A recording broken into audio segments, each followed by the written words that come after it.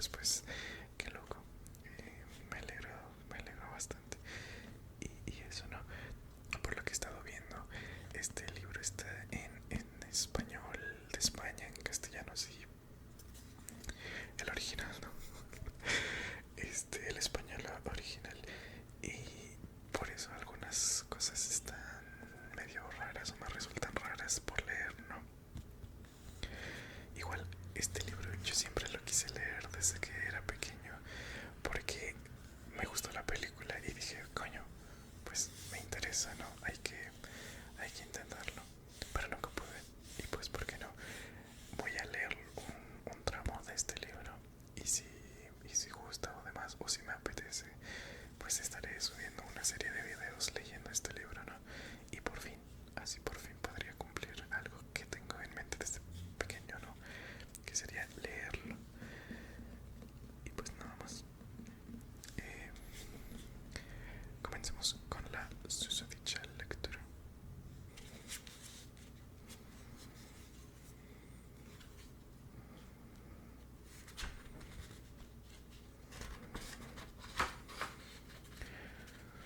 Michael End. Hay muchas cosas de este libro que no sé cómo se pronuncian, así que lo siento por eso. La historia interminable. En Latam bueno, yo la conozco en Latam como la historia sin fin. De la A a la Z, con letras y dibujos de Roswell. Ay no, de Roswitha Wadflich. Traducción de Miguel Sáenz. Mucho texto. Y pues aquí empieza la historia interminable. Igual, como este libro nos los dio mi hermano, a mi hermana y a mí cuando éramos pequeños, no es como que lo hayamos cuidado mucho, la verdad. Y creo que se puede notar un poquito. Lo siento por los amantes de los libros que vean esto. Pero bueno, empecemos. Libros de ocasión. Propietario Carl Conrad Coreander. Esta pequeña parte es un poco confusa de leer, pero es por la historia y porque, como pueden ver, la cámara está en modo espejo, ¿no? Entonces, este recuadro de aquí está, o sea, si ustedes lo pueden ver bien, es porque está invertido, ¿no? Así que yo, en persona, lo veo en modo espejo. Y aquí va. Esta era la inscripción que había en la puerta de cristal de una tiendecita, pero naturalmente solo se veía así cuando se miraba a la calle, a través del cristal, desde el interior, en penumbra. Fuera hacía una mañana fría y gris de noviembre, y llovía a cántaros. Las gotas correteaban por el cristal y sobre las adornadas letras. Lo único que podía verse por la puerta era una pared manchada de lluvia al otro lado de la calle. La puerta se abrió de pronto, con tal violencia que un pequeño racimo de campanillas de latón que colgaba sobre ella, asustado, se puso a repiquetear, sin poder tranquilizarse un buen rato. El causante del alboroto era un muchacho pequeño y francamente gordo, de unos 10 o 12 años. Su pelo, castaño oscuro, le caía chorreando sobre la cara. Tenía el abrigo empapado de lluvia y, colgada de una correa, llevaba a la espalda una cartera del colegio.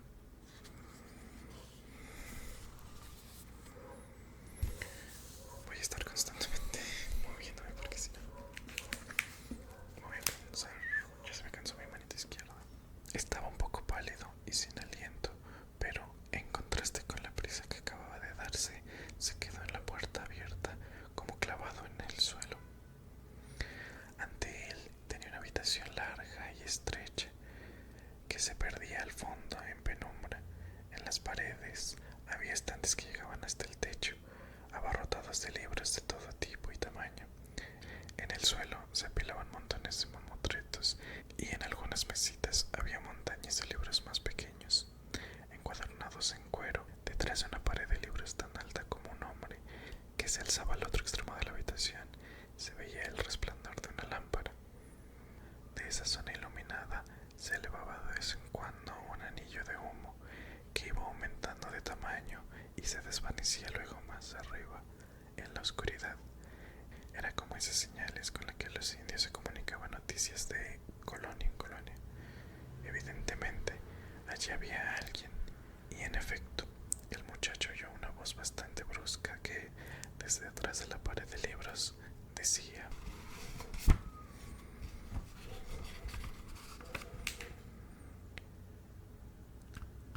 quédese pasmado, dentro o fuera, pero cierra la puerta, hay corriente. El muchacho obedeció, cerrando con suavidad la puerta.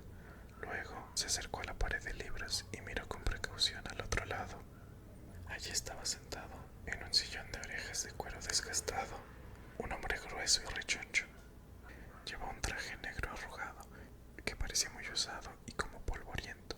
Un chaleco floreado le sujetaba el vientre. El hombre era calvo y solo por encima de las orejas le brotaban mechones de pelos blancos. Tenía una cara roja que recordaba la de un bulldog, de esos que muerden. Sobre las narices, llenas de bultos, llevaba unas gafas pequeñas y doradas, y fumaba en una pipa curva que le colgaba de la comisura de los labios, torciéndole toda la boca. Sobre las rodillas tenía un libro en el que evidentemente había estado leyendo, porque al cerrarlo había dejado entre sus páginas el gordo dedo índice de la mano izquierda como señal de lectura, por decirlo así. El hombre se quitó las gafas con la mano derecha, contempló al muchacho pequeño y gordo que estaba ante él, chorreando, frunciendo al hacerlo los ojos, lo que aumentó la impresión de que iba a morder, y se limitó a musitar: vaya por Dios. Luego volvió a abrir su libro y siguió leyendo. El muchacho no sabía muy bien qué hacer y por eso se quedó simplemente allí, mirando al hombre con los ojos muy abiertos. Finalmente, el hombre cerró el libro otra vez, dejando el dedo como antes entre sus páginas, y gruñó: mira, chico, yo no puedo soportar a los niños. Ya sé que está de moda hacer muchos aspavientos cuando se trata de vosotros, pero eso no reza conmigo. No me gustan los niños en absoluto. Para mí no son más que unos estúpidos llorones y unos pesados que lo destrozan todo. Manchan los libros de mermelada y les rasgan las páginas. Y a los que les importa un pepino que los mayores tengan también sus preocupaciones y sus problemas. Te lo digo solo para que sepas a qué atenerte. Además, no tengo libros para niños y los otros no te los vendo, está claro. Todo eso lo había dicho sin quitarse la pipa de la boca. Luego abrió el libro otra vez y continuó leyendo. El muchacho asintió en silencio y se dio la vuelta para marcharse, pero de algún modo le pareció que no debía aceptar sin protesta aquel sermón, y por eso se volvió otra vez y dijo en voz baja: no todos son así. El hombre levantó despacio la vista y se quitó de nuevo las gafas. ¿Todavía estás ahí? ¿Qué hay que hacer para librarse de ti? ¿Me lo quieres decir? ¿Qué era eso tan importante que me has dicho? No era importante, respondió el muchacho en voz más baja todavía. Solo que no todos los niños son como usted dice. Vaya, el hombre enarcó las cejas fingiendo asombro. Entonces, tú eres sin duda una excepción, ¿no? El muchacho gordo no supo qué responder, solo se encogió ligeramente de hombros y se volvió otra vez para irse. Vaya educación, oyó decir a sus espaldas a aquella borra funfuñona. Desde luego no te sobra, porque si no, te hubieras presentado por lo menos. Me llamo Bastian, dijo el muchacho. Bastian Baltasar Box. Un nombre bastante raro, gruñó el hombre. Con esas 3 Bs. Bueno, de eso no tienes la culpa, porque no te bautizaste tú. Yo me llamo Carl Conrad Coreander. 3 Ks, dijo el muchacho seriamente. Refunfuñó el viejo. Es verdad. Lanzó unas nubecillas de humo. Bueno, da igual cómo nos llamemos, porque no nos vamos a ver más. Ahora, solo quisiera saber una cosa, y es por qué has entrado en mi tienda con tanta prisa. Daba la impresión de que huías de algo. ¿Es cierto? Bastián asintió. Su cara redonda se puso de pronto un poco más pálida y sus ojos se hicieron aún mayores. Probablemente habrás asaltado un banco, sugirió el señor Corea.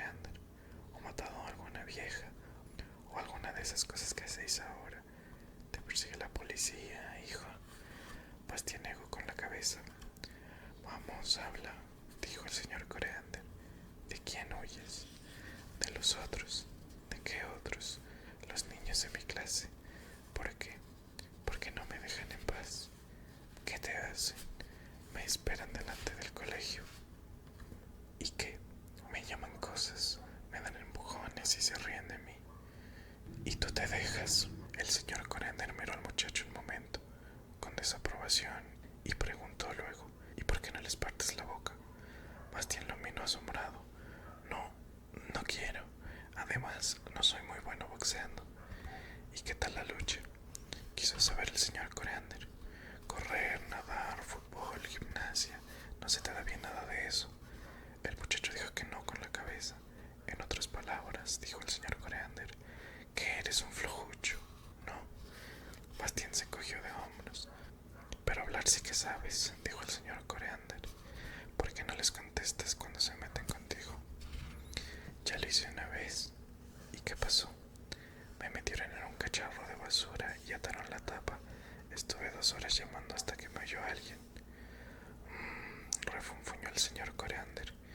Y ahora ya no te atreves. Bastián asintió. O sea, dedujo el señor Coreander, que además eres un gallina. Bastián bajó la cabeza. Y seguramente un pelota también, ¿no? El mejor de la clase con todos sobresalientes y enchufado con todos los profesores, ¿verdad? No, dijo Bastián, conservando la vista baja. El año pasado me cargaron. ¡Santo cielo!, exclamó el señor Coreander. Una nulidad en toda la línea. Bastián no dijo nada, solo siguió allí, con los brazos colgantes y el abrigo chorrando. ¿Qué te llaman para burlarse de ti? No sé, todo lo que se les ocurre. Por ejemplo, gordo, gordete, sentado en un bote. Si el bote se hunde, el gordo se funde. Bueno, está que abunde. No es muy ingenioso, opinó el señor Coreander. ¿Y qué más? Bastián titubeó antes de hacer una enumeración. Chiflado, bólido, cuentista, bolero. Chiflado. ¿Por qué? Porque a veces hablo solo. ¿De qué, por ejemplo? Me imagino historias, invento nombres y palabras que no existen y cosas así. Y te lo cuentas a ti mismo. ¿Por qué? Bueno, porque no le interesa a nadie. El señor Coreander se quedó un rato en silencio, pensativo. ¿Qué dicen a eso tus padres? Bastián no respondió enseguida. Solo al cabo de un rato musitó. Mi padre no dice nada, nunca dice nada, le da todo igual. ¿Y tu madre? No tengo. ¿Están separados tus padres? No, dijo Bastián. Mi madre está muerta. En aquel momento sonó el teléfono. El señor Coreander se levantó con cierto esfuerzo de su sillón y entró arrastrando los pies en una pequeña habitación que había en la parte de atrás de la tienda. Descolgó el teléfono y Bastián oyó confusamente como el señor Coreander pronunciaba su nombre. Luego, la puerta del despacho se cerró y solo pudo oír un murmullo apagado. Bastián se puso en pie sin saber muy bien lo que le había pasado, ni por qué había contado y confesado todo aquello. Le molestaba que le hicieran preguntas. De repente se dio cuenta con horror de que iba a llegar tarde al colegio. Era verdad, tenía que darse prisa, correr. Pero se quedó donde estaba, sin poder decidirse. Algo lo detenía, no sabía qué. En el despacho seguía oyéndose una voz apagada. Fue una larga conversación telefónica. Bastián se dio cuenta de que, durante el tiempo, había estado mirando fijamente el libro que el señor Coreander había tenido en las manos, y ahora estaba en el sillón de cuero. Era como si el libro tuviera una especie de magnetismo que lo atrajera irresistiblemente.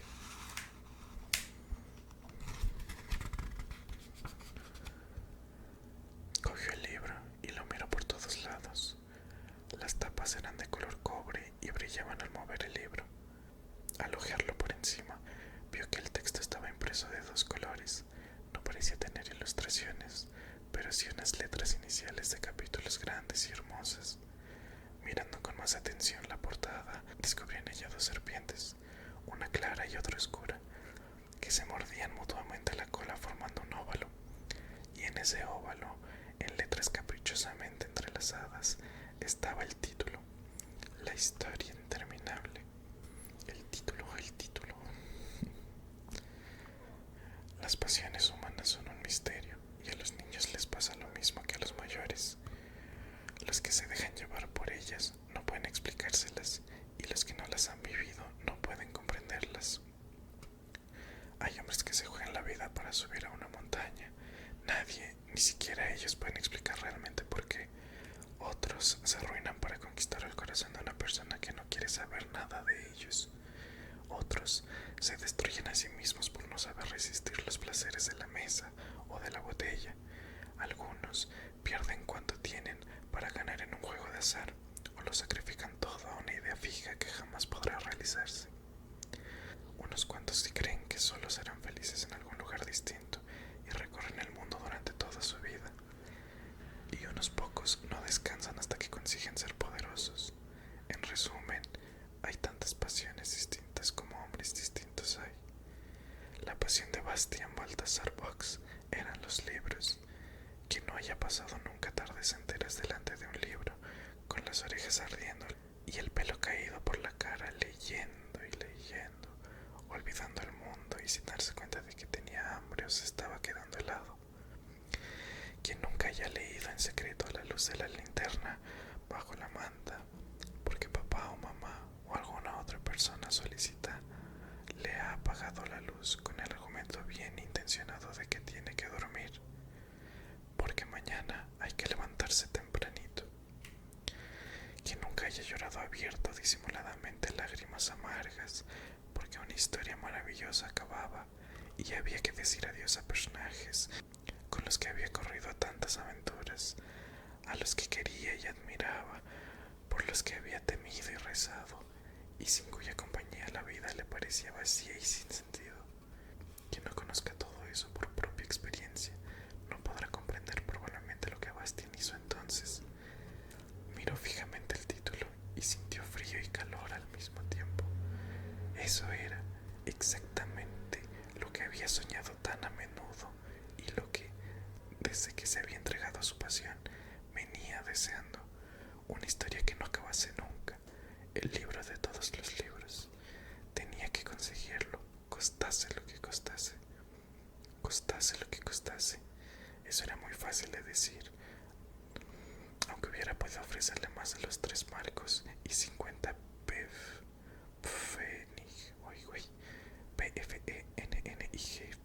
¿qué es eso? Que le quedaban de su paga. Aquel antipático señor Coreander le había dado a entender con toda claridad que no le vendería ningún libro, y desde luego no se lo iba a regalar. La cosa no tenía solución, y, sin embargo, Bastien sabía que no podría marcharse sin el libro. Ahora se daba cuenta de que precisamente por aquel libro había entrado allí, de que el libro lo había llamado de una forma misteriosa, porque quería ser suyo, porque en realidad le había pertenecido siempre. Bastian escuchó atentamente el murmullo que, lo mismo que antes, venía del despacho. Antes de darse cuenta de lo que hacía, se había metido muy deprisa el libro bajo el abrigo y lo sujetaba contra el cuerpo con ambos brazos. Sin hacer ningún ruido, se dirigió a la puerta de la tienda. Sin hacer ningún ruido, se dirigió a la puerta de la tienda, andando hacia atrás y mirando entre tanto temerosamente a la otra puerta, la del despacho. Levantó el picaporte con cautela. Quería evitar que las campanillas de latón sonaran y abrió la puerta de cristal solo lo suficiente para poder deslizarse por ella. Silenciosa y cuidadosamente, cerró la puerta por fuera y solo entonces comenzó a correr. Los cuadernos, los libros del colegio y la caja de lápices saltaban y tableteaban en su cartera al ritmo de sus piernas. Le dio una punzada en el costado, pero siguió corriendo. La lluvia le resbalaba por la cara, metiéndose por el cuello. El frío y la humedad le calaban el abrigo, pero Bastian no lo notaba. Sentía calor y no era solo de correr. Su conciencia, que antes en la tienda no había dicho "esta boca es mía", se había despertado de repente.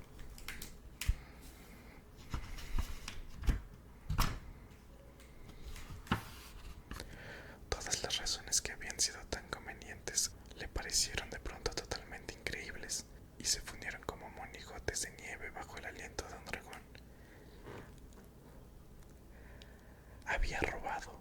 Era un ladrón. Lo que había hecho era peor incluso que un robo corriente. Aquel libro era seguramente un ejemplar único e irreemplazable. Sin duda, había sido el mayor de los tesoros del señor Coreander.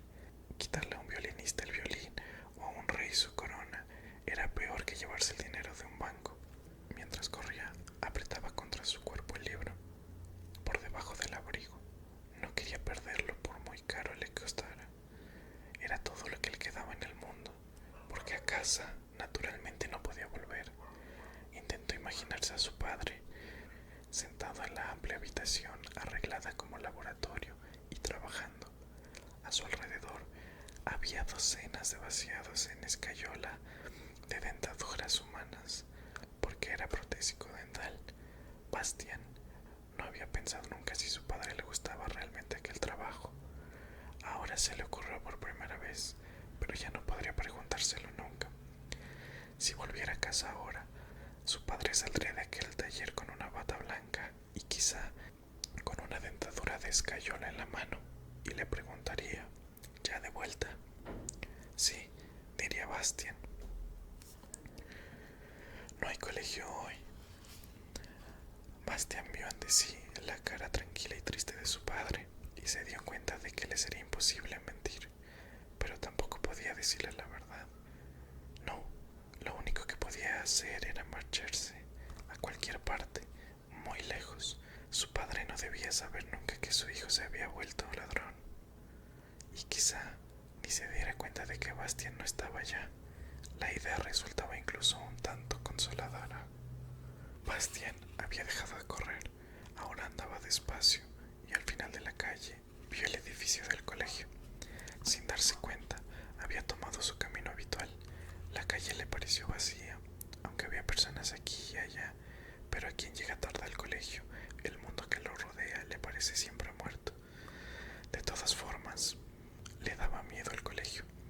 Escenario de sus fracasos diarios, le daban miedo a los profesores, que le reñían amablemente o descargaban sobre él sus iras. Miedo a los otros niños, que se reían de él y no perdían oportunidad de demostrarle lo torpe y lo débil que era. El colegio le había parecido siempre como una pena de prisión larguísima que duraría hasta que creciera y que él tenía que cumplir con muda resignación. Pero cuando iba ahora por sus pasillos llenos de ecos que olían a cera de pisos y a abrigo mojado, cuando el siniestro silencio de la casa le taponó de pronto los oídos como un trozo de algodón, y cuando finalmente estuvo delante de la puerta de su clase, pintada del mismo color espinaca seca que las paredes, comprendió que tampoco allí se le había perdido nada. Tenía que irse, y lo mejor era hacerlo ya. Pero, ¿a dónde? Bastián había leído en libros historias de muchachos que se enrolaban en un buque y se van a recorrer el mundo para hacer fortuna. Algunos se sientan bien piratas o héroes y otros volvían ricos a su patria, unos años más tarde, sin que nadie sospechase quiénes eran. Pero una cosa así no se atrevía a hacerla Bastián. Ni siquiera podía imaginarse que lo aceptaran como grumete. Además, no tenía la menor idea de cómo llegar a un puerto donde hubiera buques apropiados para esas arriesgadas empresas. Entonces, ¿a dónde? Y de pronto se le ocurrió el lugar adecuado, el único en donde, por lo menos de momento, no lo buscarían ni encontrarían. El desván era grande y oscuro. Olía a polvo y naftalina. No se oía ningún ruido, salvo el suave tamborileo de la lluvia sobre las planchas de cobre del gigantesco tejado. Fuertes vigas ennegrecidas por el tiempo salían a intervalos regulares del entarimado, uniéndose más arriba a otras vigas del armazón del tejado y perdiéndose en algún lado en la oscuridad. Aquí y allá colgaban telas de araña, grandes como hamacas, que se columpiaban suave y fantasmalmente en el aire. De lo alto, donde había un tragaluz, bajaba un resplandor lechoso. La única cosa viva en aquel entorno, en donde el tiempo parecía detenerse, era un ratoncito que saltaba sobre el entarimado, dejando en el polvo huellas diminutas. Allí donde la colita la arrastraba, quedaba entre las impresiones de sus patas una raya delgada. De pronto se enderezó y escuchó, y luego, ¡hush!, desapareció en un agujero de las tablas. Se oyó el ruido de una llave en la gran cerradura. La puerta del desván se abrió despacio y rechinando.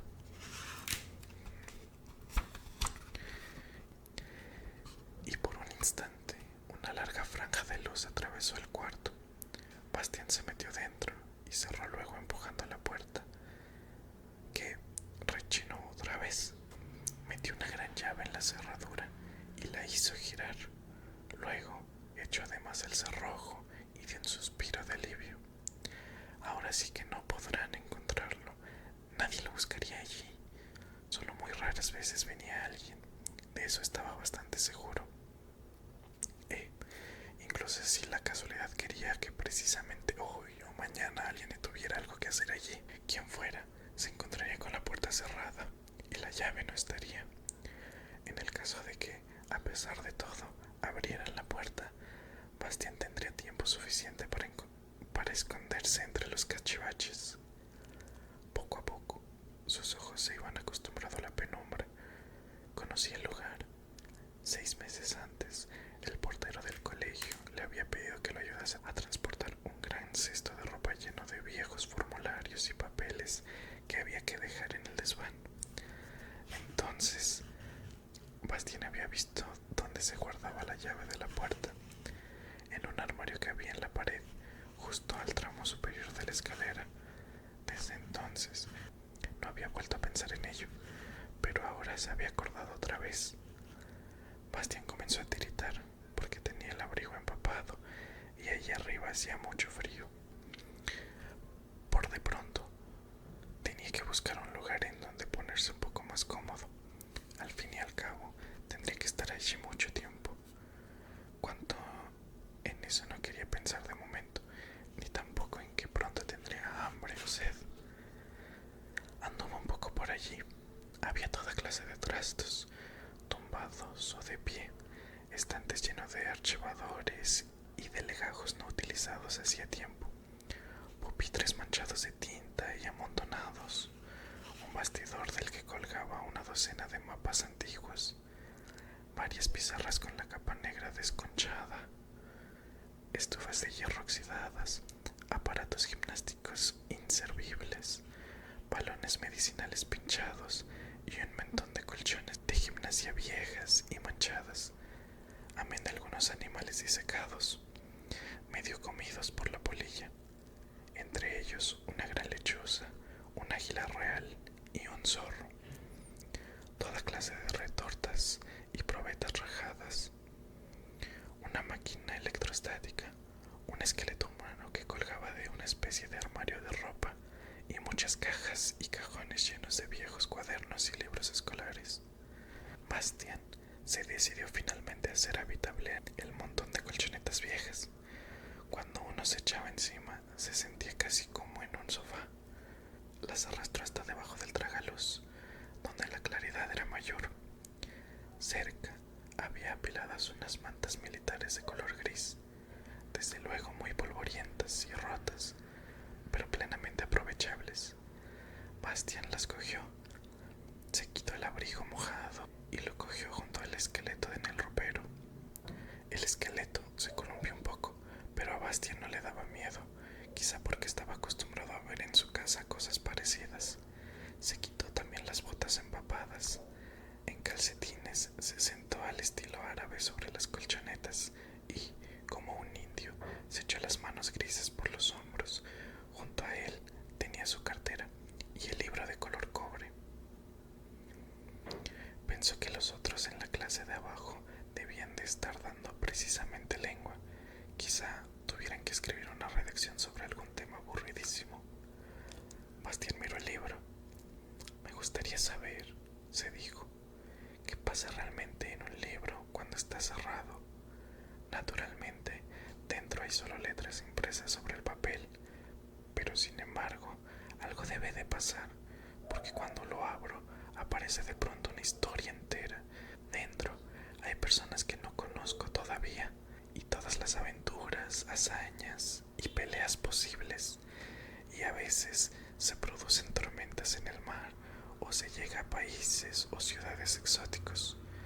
Todo eso está en el libro de algún modo.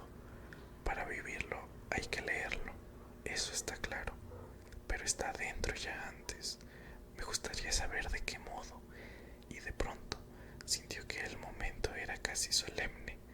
Se sentó derecho, cogió el libro, lo abrió por la primera página y comenzó a leer la historia interminable.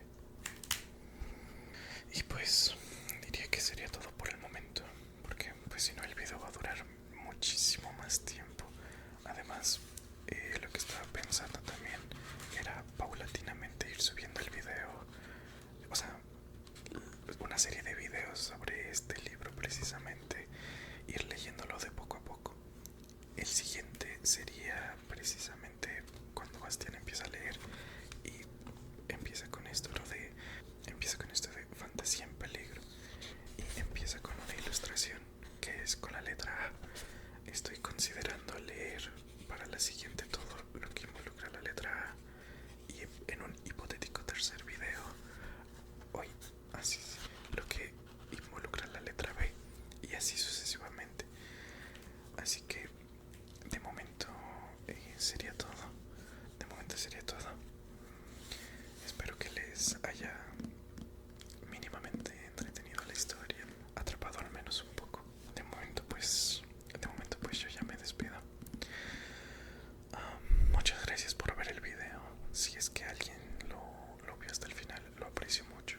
Si es que alguien se durmió en el proceso de, pues también técnicamente me alegra porque pues en parte este tipo de videos está hecho para eso también. Así que es un placer. Y pues nada más. De momento pues ya me despido. Un placer ver